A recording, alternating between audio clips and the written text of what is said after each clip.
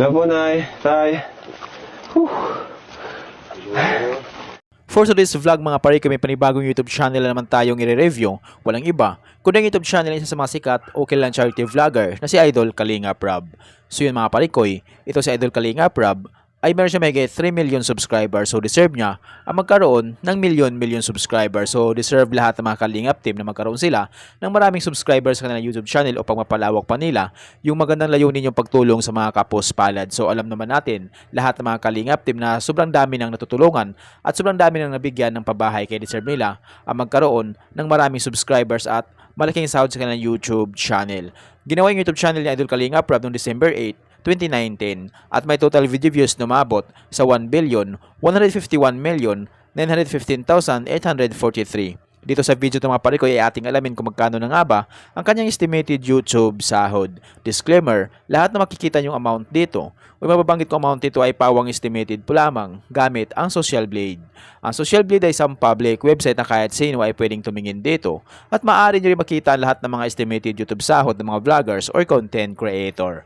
At layunin lamang ng video na to na makapagbigay ng inspirasyon sa mga tao makapanood nito, lalong-lalo sa mga small YouTuber. So maparikoy, kung mayroon kayong iniidolong vlogger na gusto nyong malaman kailang estimated YouTube sahod, paki-comment lamang sa comment section at gagawa natin ng ganitong klaseng ori ng video. Ano pang hinihintay natin mga parikoy, samahan nyo kung i-review natin ang status ng YouTube channel ni Idol Kalinga Prab.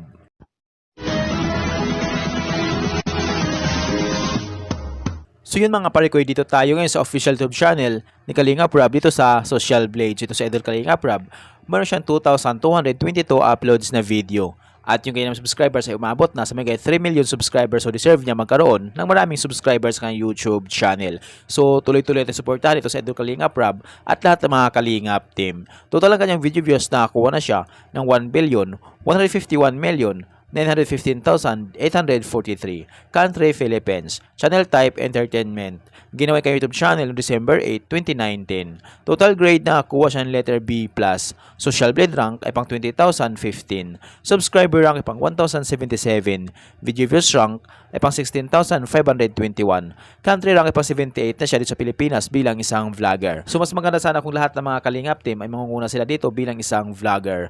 Entertainment rank ay pang 898. So yun mga parikoy, nakakuha siya dito ng 50,000 subscribers. Tumaas ito ng 20.0% kumpara sa nakalipas sa 30 days. At tinom sa kanyang video views na ako siya 31 million.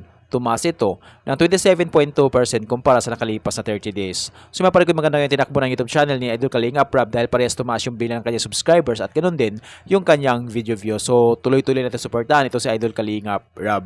At hindi lang si Idol Kalinga Prab, pati na rin lahat ng mga Kalingap team. So deserve nila ang magkaroon ng maraming views sa kanilang YouTube channel. So yun mga parikoy, dito tayo sa YouTube stats summary ni Idol Kalinga Prab simula nung January 20 hanggang February 2, 2025.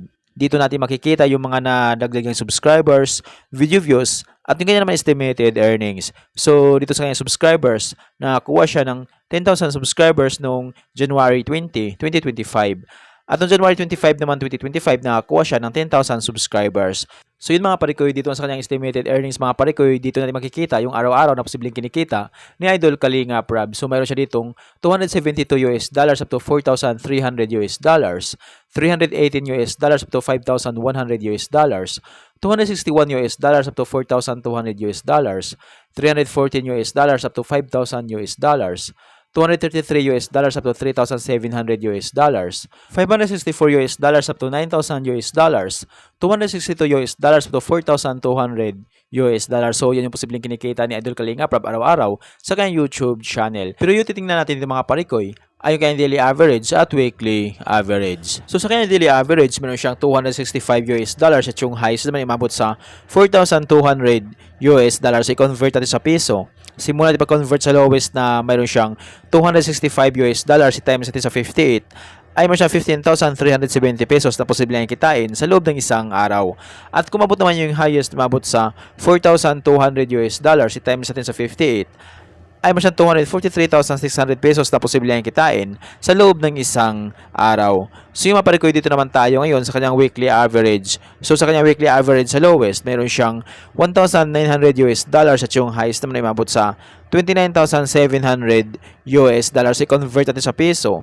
Simula pag-convert sa lowest na mayroon siyang $1,900 times natin sa 58 ay mayroon siyang 110,200 pesos na posibleng kitain sa loob ng isang linggo. At kumabot naman yung highest na umabot sa $29,700 times natin sa 58 ay mayroon siyang 1.7 million na posibleng kitain sa loob ng isang linggo.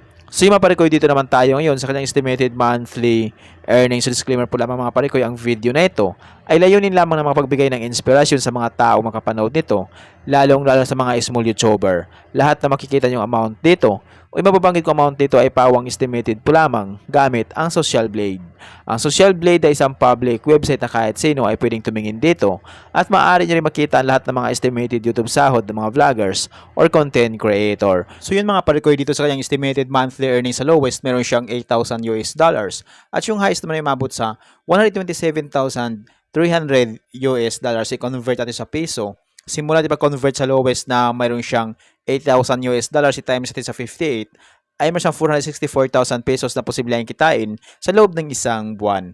At kung abot naman yung highest na umabot sa $127,300 i-times natin sa 58 ay may siyang 7.3 million na posibleng kitain sa loob ng isang buwan.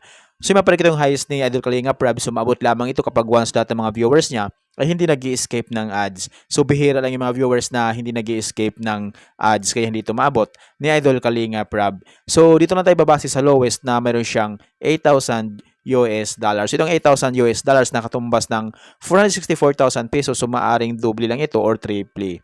So, yan yung posibleng kitain ni Idol Kalinga Prab sa kanyang YouTube channel sa loob ng isang buwan. Pero maring magbabago pa ito mga parikoy, depende sa dami ng views na makukuha ni Idol Kalinga Prab. So, dahil ang sahod ng mga vloggers or content creator, nakadepende sa dami ng views, hindi sa dami ng subscribers. At laking tulong din yung mga viewers na hindi nag-i-escape ng ads. So, kapag once na hindi po tayo nag-i-escape ng ads, medyo lalaki ang YouTube sahod ni Idol Kalinga Prab. Kaya tuloy-tuloy natin supportahan ito sa Idol Kalinga Prab. So, hindi lang sa Idol Kalinga Prab, pati na rin lahat ng mga Kalinga team. So, deserve nila ang magkaroon ng malaking sahod sa kanilang YouTube channel. So, alam naman natin na lahat ng mga Kalingap team na sobrang dami ng natutulungan at sobrang daming nabigyan ng pabahay, kaya deserve nila ang magkaroon ng malaking sahod sa kanilang YouTube channel upang mapalawak pa nila yung magandang layunin yung pagtulong sa mga kapos palad.